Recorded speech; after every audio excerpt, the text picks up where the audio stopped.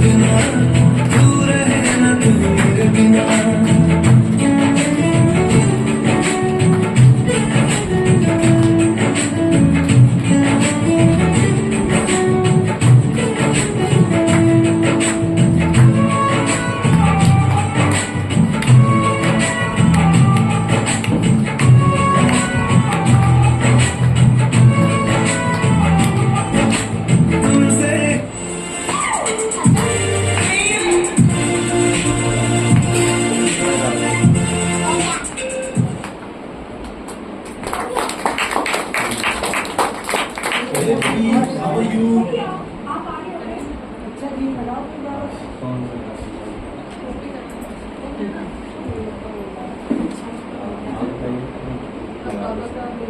भोग लगे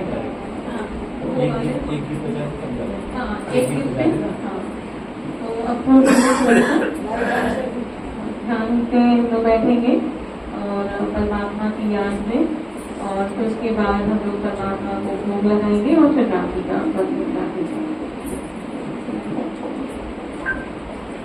चरणों में इजाजत देना।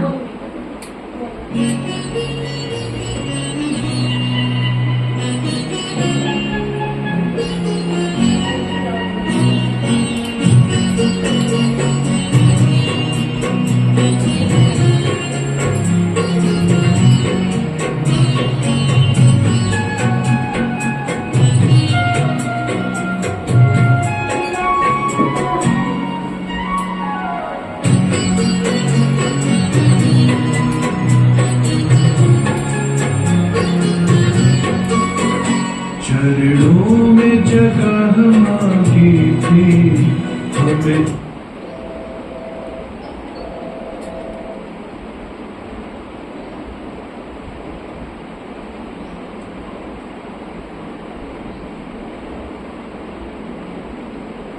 दिल में बसा लिया।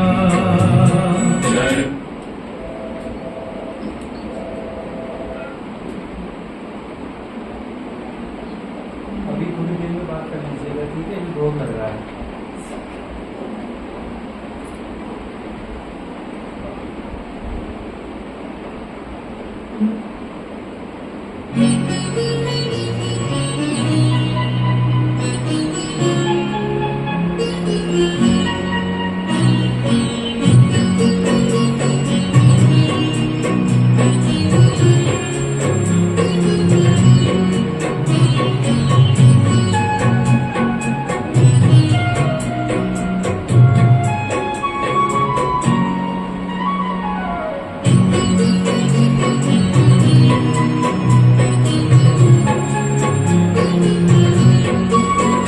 चरणों में जगह मांगी थी हमें, दिल में बसा लिया। चरणों में जगह मांगी थी हमें, दिल में बसा लिया। एक नजर के प्यासे नजरों में समा लिया।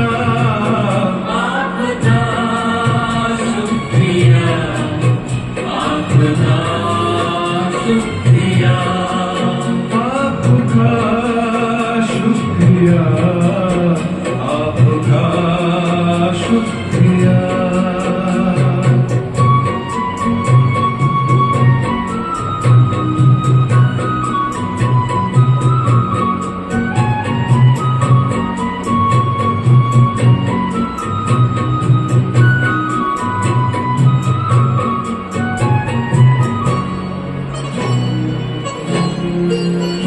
वरदान भरी दृष्टि से हमें बनाया त्रिकालदर्शी।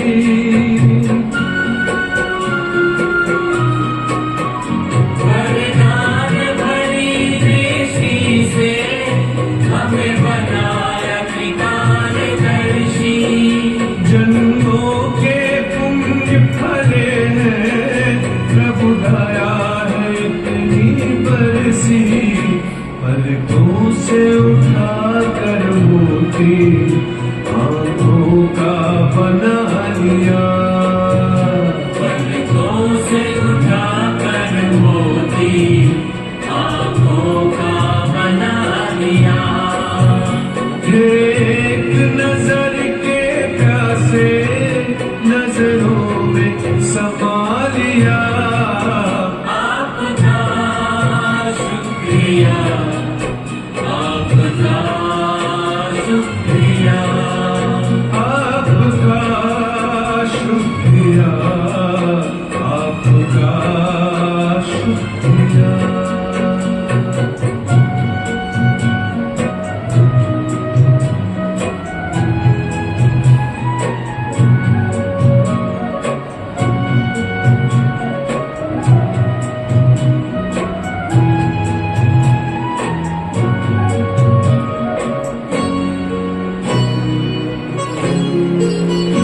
खुशियों के पंख लगाकर जी करता है उड़ जाऊं।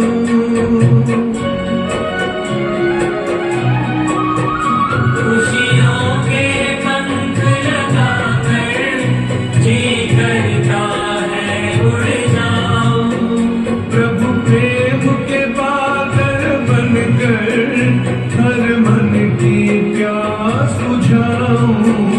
सत्कर्मों के सरगम में गुण गाना सिखा दिया। सत्कर्मों के सरगम में गुण गाना सिखा दिया। एक नजर के प्यासे नजरों में समा लिया। आपका शुक्रिया, आपका शुक्रिया, आपका शुक्रिया, आपका शुक्रिया।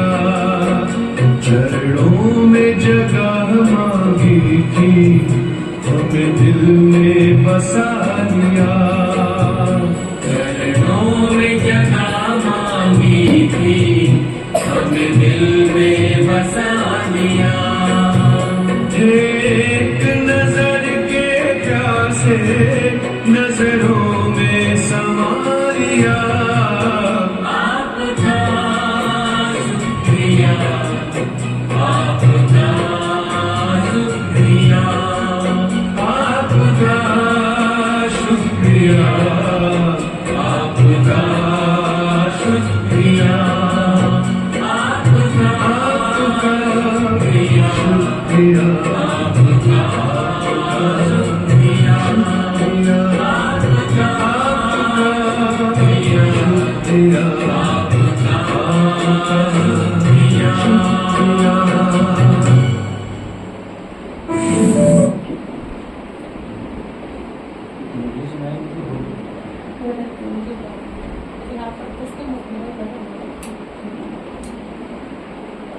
तो प्रोग्राम में से पहले मैं आप हमारे जो गेस्ट हैं उनको मैं बोलूँगी माइक जरूर कुछ बोले और अनुभव ना दें और फिर उसके बाद तो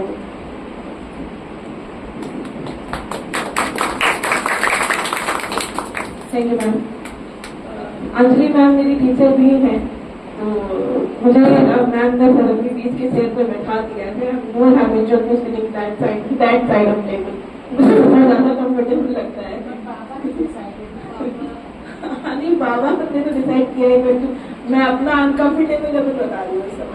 आई एम मोर कंफर्टेबल के मैं ऊपर बैठ के मैम की बात सुनी, क्योंकि मैम को मैं जानती हूँ और जो हमारी मैम की मदर है और जो हमारी ब्रह्म कुमारी जी सेंटर से यहाँ पर आए हैं, डेफिनेटली आप सभी आध्यात्म के बारे में, बेहतर जीवन के बारे में मुझसे ज़्यादा जानते हैं, जीवन का अनुभव भी मुझसे ज़्यादा रखते हैं और आप जिस पथ पर हैं, आज का जो विषय है उसके बारे में आप मुझसे ज़्यादा अनुभव रखते हैं। तो मैं यहाँ क्या कह दूँ, मैं थोड़ा समझ नहीं पा रही हूँ कि मैं ऐसा क्या बता दूँ जो आप लोग ने नहीं बताया होगा अभी तक। बट आप सभी यहाँ जितने लोग हैं, मैं मैक्सिमम लोगों से उम्र में भी छोटी हूँ। हाँ, ईश्वर की कृपा है, मेरे माता पिता की कृपा है, मेरे टीचर्स की कृपा है कि मैं एक पद पर हूँ जहाँ कई बार दूसरे के जीवन से जुड़े बहुत सारे निर्णय हम लेते हैं, क्योंकि हमें ईश्वर को उस जगह पहुँचा रखा है कि आप उनकी समस्या पर आप एक निर्णय दो जिससे उनका जीवन प्रभावित हो। तो वो निर्णय लेने में हमें मदद दो चीज़ें करती हैं। एक वो जो हमारे पद ने हमें दिया है या हमारे विभाग ने हमें दिया है, उसे एक हद तक दो चीज़ों में बांट सकते हैं, अधिकार है और कर्तव्य, ड्यूटी एंड राइट जो हमें मिले हुए हैं। लेकिन जो दूसरा महत्वपूर्ण हिस्सा है वो हमारी परवरिश, हमारे माता पिता, हमारा इतिहास, हमारी संस्कृति हमें देता है। वो है हमारी वैल्यूज, हमारे सिद्धांत। वो कोई विभाग, वो कोई पद आपको नहीं दिखा सकता, ना सिखा सकता है, आप अपने जीवन से सीखते हैं।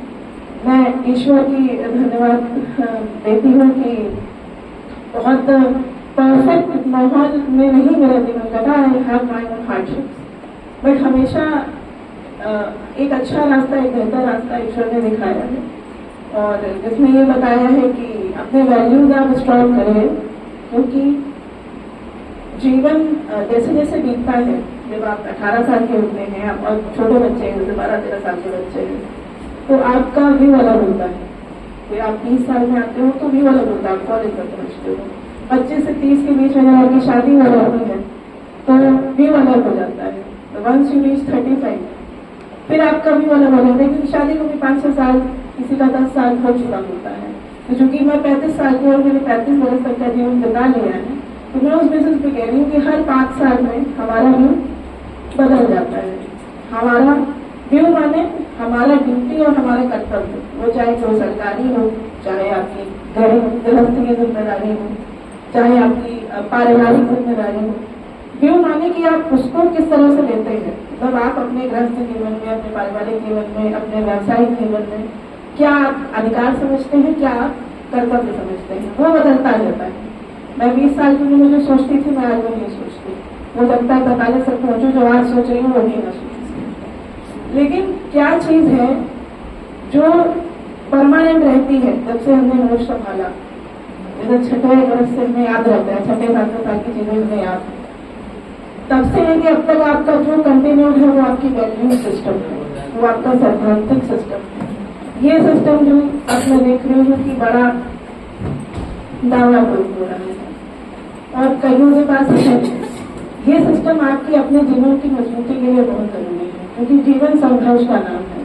कोई फर्क नहीं पड़ता आप कितने ऊंचे पद पर पहुंच जाए, कितना पैसा कमा लें, कितने अच्छे रिसोर्सेज इकट्ठा कर लें, हमेशा आप किसी न किसी संघर्ष की स्थिति में सदैव रहेंगे। जो संघर्ष नहीं कर रहा, जो दुख नहीं महसूस कर रहा है, जिसे सुख नहीं महसूस हो रहा है, जिसे चुनौती नहीं महसूस हो रही है, वो मृत हो चुका है। बहुत साफ सिद्धांत है जीवन में। आप जब तक जिएंगे, चाहे आप 100 वर्ष की आयु तक जिए, चाहे आप 20 वर्ष की आयु तक जिए, ये सारा निरंतर चलता रहता है, सुख दुख चुनौती संघर्ष। और इस संघर्ष को जो पार ले जाता है वो है आपका वैल्यू सिस्टम। तो मैं, क्योंकि ऑलरेडी मेरे से बहुत एक्सपीरियंस लोग यहाँ हैं जो आपको इसी बात पर बताते हैं कि अपनी वैल्यूज को हम कितना स्ट्रॉन्ग करें, इंटरनल वैल्यूज को, क्योंकि इंटरनल वैल्यूज स्ट्रॉन्ग होंगी तो सामाजिक वैल्यूज अपने आप स्ट्रॉन्ग होगी। और एक अच्छी सामाजिक वैल्यू का जो समाज बनता है, जो एक सहयोगात्मक समाज होता है, वो आज का नहीं है। मैं पुलिस के कॉन्सेप्ट से कह रही हूँ, जो एक दूसरे से एकदम झगड़ा करने को उतारू है इस समय। तो वो सिस्टम जब तक स्ट्रॉन्ग नहीं होगा, ये जो हमारा सोसाइटी का सिस्टम है, ये हमेशा किसी न किसी टर्मोइल में रहेगा। और जो ब्रह्म कुमारी जी का जो पूरा इंस्टीट्यूशन है, और साथ में हमारी मैम का जो पर्सनल सीन है अंजलि मैम का, वो बहुत ही पॉजिटिव है। मैं उनसे जब भी मिलती हूँ, मैं लोगों से इंटरेक्ट करते हुए देखती हूँ काम को, तो मैं यही देखती हूँ कि वो कितना पॉजिटिव चीजें देखती है सामने वाले में। She never notices negative thing, और मैं भी वो नोटिस भी करती हूँ तो she does not go into it, उनको फर्क ही नहीं पड़ता। मतलब ये चीज सीखने वाली है आपसे कि आप पॉजिटिव चीज सीखिए, उसी आदमी को इनकरेज करिए। आप धीरे धीरे वो अपनी पॉजिटिविटी पर मेहनत करता जाएगा और नेगेटिविटी अपने आप कमजोर होती जाएगी। तो ऐसा ही इंटरेक्शन मैम का मेरे साथ रहा है। और मैं ज़्यादा समय नहीं लूँगी, मैंने जैसे वहाँ मुझसे बहुत ज़्यादा एक्सपीरियंस लोग हैं यहाँ पर जो आपको और बेहतर समझा सकते हैं। और बहुत अच्छा लगा मैम आपने आज इन्वाइट किया, और अच्छी बात है ईश्वर ने मुझे कहीं और इंगेज नहीं किया, क्योंकि कई बार मैम से बात हुई आने की, और हमेशा कुछ ना कुछ इश्यूज हो जाते थे, मैं आ नहीं पाती थी। मैं बहुत थैंकफुल हूँ मैम आपकी, आपने मुझे इन्वाइट किया और आप सभी को मौके दिया।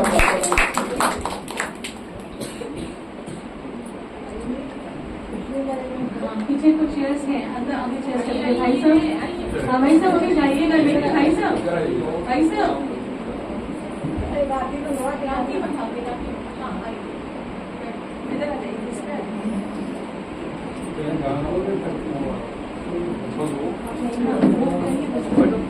बात करता हूँ।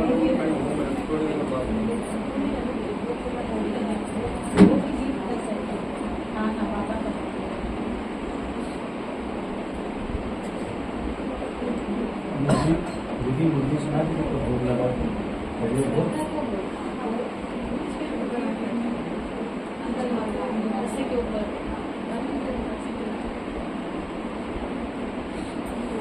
कि अभी भोग लगने जा रहे हैं तो हम भाई साहब की परिचय सुनेंगे। हमारे दो हैं, डॉक्टर साहब भी हैं, वैसे तो हमारे बहुत लोग हैं, सभी हमारे जो गेस्ट हैं तो सभी को हमारे गेस्ट हैं और सभी को हमारा बहुत बहुत कहते हैं शुक्रिया कि आप हमारे इस प्रभु के घर में, हमारे घर क्या प्रभु के घर आए हैं, भगवान के घर आए हैं। भगवान का घर है, प्रभु का घर है जो अभी शुरू हुआ है और आप सभी के संकल्प में जरूर आप परमात्मा का ज्ञान जरूर ले, कहते सही परिचय के साथ आप जरूर लेंगे और उसका लाभ उठाएंगे। कहते हैं समय का परिवर्तन है, समय ये जा रहा है और नया समय आने वाला है, ये दुनिया वालों को पता नहीं है और इसलिए वो अपनी कहते हैं अंधी दौड़ में लगे हुए हैं।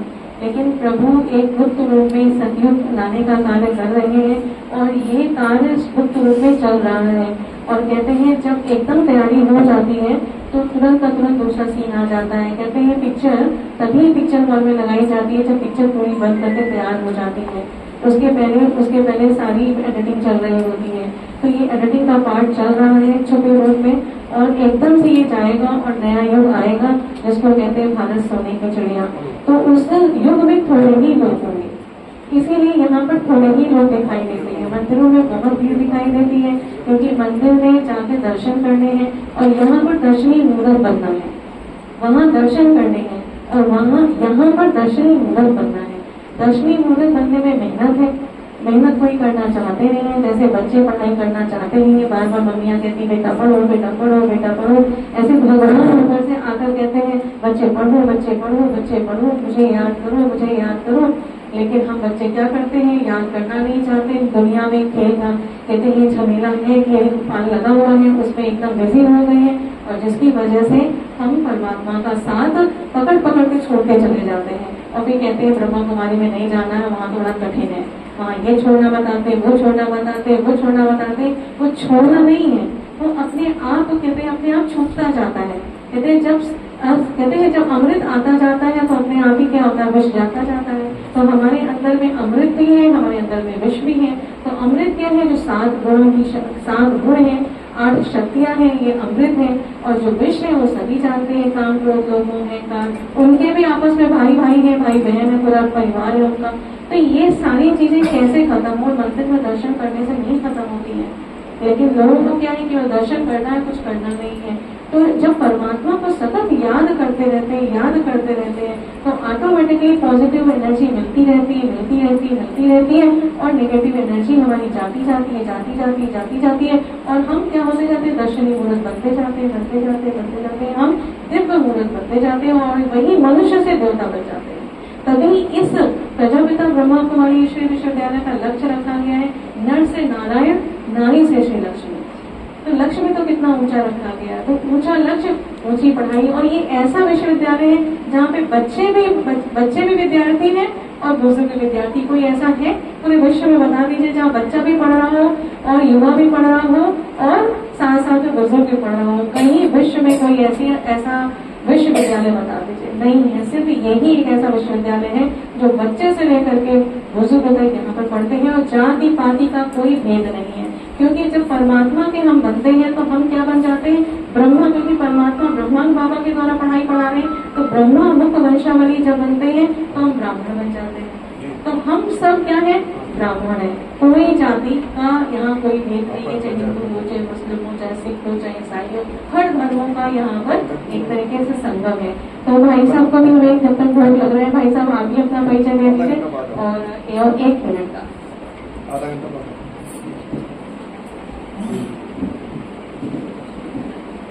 आज सत्करो मैं किसी कारोनी का शिक्षक मुनि का मैं भैर समिति का अध्यक्ष हूँ। हमारा इसे मैं मकान है, ठाकुर जी का मंदिर है, मैं शाम सुबह सेवा करता रहता हूँ। वहाँ मकान भी गई थी, मिली थी हमको। वो हमारा दूसरा था, समाज में बहुत फैसला बनाना पड़ता है। पूजा करने के लिए दूसरा होता है, वो पहनते धोती लांगार मार के पूजा करते हैं। हर भूत के पहचाने में आप हमको पहचानना बराबर है, दूसरा नहीं चलता। और मैं इसके साथ आप लोगों को धन्यवाद करता हूँ। आप लोग जो इस बीच भगवान के घर आए हैं, मैं सबको भगवान से कहूँगा सबको ज्ञान दे, बुद्धि दे, सत्मार्ग दे, सही रास्ता दे, पूरे परिवार को। और इसी के साथ मैं अपनी वाली ध्यान करता हूँ। धन्यवाद।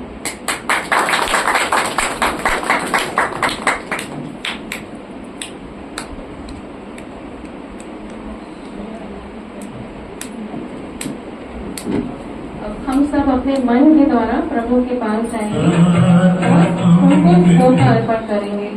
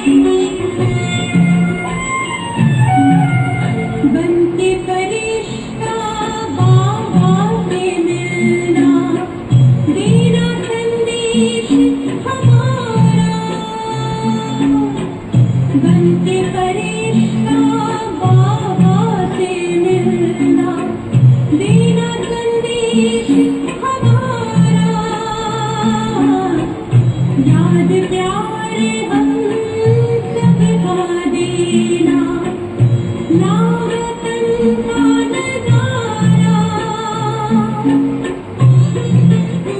सच्ची लगन से बन जाता बाके, सच्ची लगन से बन जाता बाके,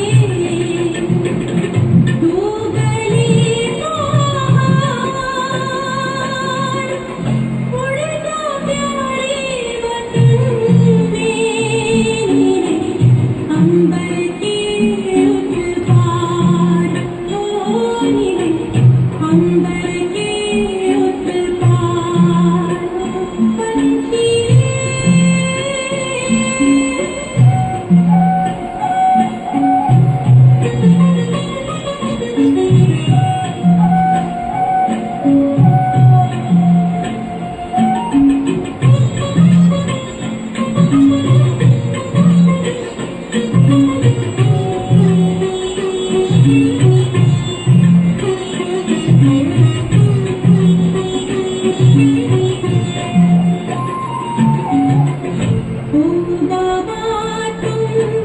मात पिता हो, तुम ही हो जग की तारनहार, ओ बाबा तुम मात पिता हो, तुम ही हो जग की तारनहार, दुख हरता तुम सुख करता हो, गुणों की